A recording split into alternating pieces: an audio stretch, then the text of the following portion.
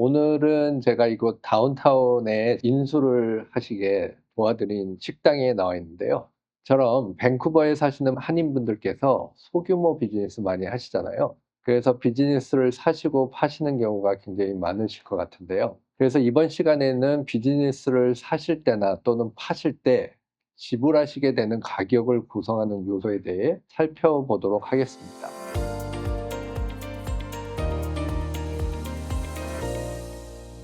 안녕하세요. 리얼터 브라이언입니다. 먼저 비즈니스의 적정 가격을 산정하기 위해서는 내가 지불하는 금액으로 무엇을 구매하는가에 대한 이해가 있으셔야 할 것 같아요. 예를 들어 내가 주택을 구매하는 경우에는 100만 불이 구매 가격이라고 했을 때 무엇을 구매하는지가 굉장히 명확하죠. 땅, 건물, 집안의 여러 가지 어플라이언스 같은 것들이 지불하시는 구매 가격에 포함이 될 것 같습니다. 물론 타이틀이라는 서류에 개인의 이름을 레지스터 해야 하는 절차가 있긴 하지만 그래도 내가 돈을 주고 구매하는 상품이 눈에 명확히 보이게 되죠.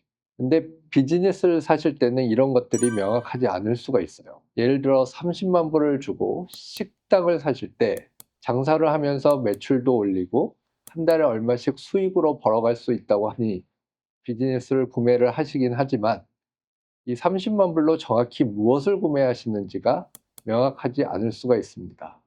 비즈니스 구매 시에는 눈에 보이지 않는 무형 자산이 포함되기 때문일 것 같은데요. 비즈니스의 적정 가격 산정을 위해서는 내가 지불하는 혹은 셀러인 경우 내가 받는 금액에 무엇이 포함되어 있는지를 이해하실 필요가 있습니다. 먼저 비즈니스를 구매하실 때 가격에 포함되는 것은 크게 유형 자산과 무형 자산이 있다고 생각하시면 됩니다. 유형 자산이란 말 그대로 형태가 있는 자산이고요. 무형 자산은 형태가 없는 자산인 것이죠. 유형 자산은 보통 그 비즈니스를 사실 때 포함되는 기계라든가 설비, 가구 등이 있겠고요. 또 하나가 비즈니스를 인수하실 때 그 전주인 혹은 그 전전주인 누군가가 비즈니스를 운영하실 수 있게 퍼밋을 받아서 인테리어 공사도 하시고 조명도 다시고 플러밍 전기 공사 등을 하시잖아요. 이와 같은 것을 테넌트 임프루먼트라고 하고 이와 같은 공사비도 유형 자산에 포함이 됩니다. 비즈니스의 유형 자산 가치는 그 비즈니스에 종사하신 경험이 많은 분들이나 아니면 비즈니스 거래를 많이 해보신 리얼터랑 동행을 하셔서 비즈니스를 방문하신 후 꼼꼼히 살펴보시면 대략적인 가치를 추정할 수도 있겠는데요. 아니면 재무제표 상의 밸런스 시트상에서 유형 자산의 현재 장부 가치를 살펴볼 수도 있습니다. 밸런스 시트상의 자산의 유형 자산 금액은 자산을 취득한 시점의 비용도 기록이 되고요. 또 매년 비즈니스를 하시면서 감가상각하신 금액도 누적으로 기록이 되기 때문에 현재 시점에서의 장부 가치, 즉 북밸류도 확인하실 수가 있습니다. 다만 구매하려고 하는 유형 자산의 실제 시장 가치랑 재무제표에 기록된 장부 가치는 좀 차이가 있을 수도 있으니 장부 가치는 실제 가치를 파악하기 위한 참고로만 사용하시고 가급적 전문가나 경험이 많은 분들의 조언을 통해 실제 가치를 파악하기 위해 노력을 하셔야 할 것 같습니다. 유형자산은 일반적으로 재고자산도 포함이 되는데요. 실제로 오퍼를 넣으시고 가격 내고를 하는 시점에는 정확한 재고자산을 알기가 어렵잖아요. 그래서 이곳 밴쿠버에서는 비즈니스 거래하실 때는 거래 금액에는 재고자산이 포함되지 않는 게 일반적입니다. 보통 재고자산은 클로징 하실 때 셀러랑 바이어가 같이 재고자산을 파악해서 별도로 정산하는 것이 일반적인 프로세스입니다. 비즈니스를 거래하실 때 매우 중요한 자산 중 하나가 바로 무형 자산입니다. 이 무형 자산은 형태가 없어서 비즈니스를 사실 때 돈을 지불하고도 무엇 때문에 돈을 지불하시는지가 명확하지 않은 이유가 바로 이 무형 자산 때문입니다.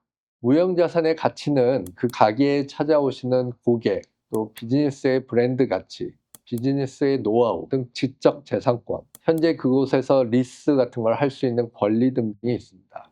또 식당 같은 경우는 메뉴나 레시피가 있을 수도 있고요. 비즈니스 계약에 흔히 포함되는 비경쟁 조항, non competition 조항도 무형 가치에 포함이 됩니다. 즉 본인이 처음부터 아무것도 없는 곳에서 비즈니스를 세팅을 해서 마케팅을 하고 고객 관리하고 하게 되면 인수하는 비즈니스 정도의 매출로 끌어올릴 때까지 많은 시간과 시행착오, 마케팅 등 비용들이 들잖아요. 근데 기존 비즈니스를 인수하시게 되면 키를 받는 다음 바로 매출이 생기고 수익도 생기게 됩니다. 즉 이렇게 매출을 바로 일으킬 수 있게 해주는 보상으로 소위 말하는 권리금이라는, 영어로는 굿윌이라고 하는 대표적인 무형자산을 가치로서 지불하게 되는 것입니다. 경우에 따라서는 무형자산 가치를 인정하기 어려운 경우도 있습니다. 예를 들어 비즈니스 자체가 수익을 못 내고 적자를 계속 내고 있는 경우 무형자산이 비즈니스 밸류 자체를 높이는데 도움이 되지 못하는 경우도 있을 수 있겠고요. 아니면 바이어가 업종을 아예 변경을 하는 경우에는 셀러의 무형자산이 바이어에게 별로 도움이 되지 않는 경우도 있습니다.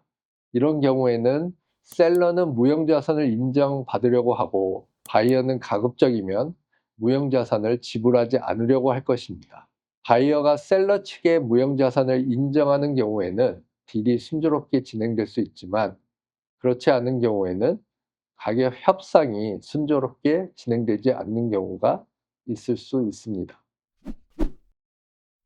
다시 한번 정리하면 비즈니스 거래 시 합의된 가격은 크게 유형자산과 무형자산으로 나누고요. 유형자산은 다시 설비, 기구, 가구 같은 이퀴먼트나 공사비와 같은 테넌트 임프루먼트로 나뉘게 됩니다. 비즈니스 거래 시 보통 subject to removal 하시기 전에 거래 가격에 대한 알로케이션 부분을 셀러와 바이어가 합의하게 되는데요.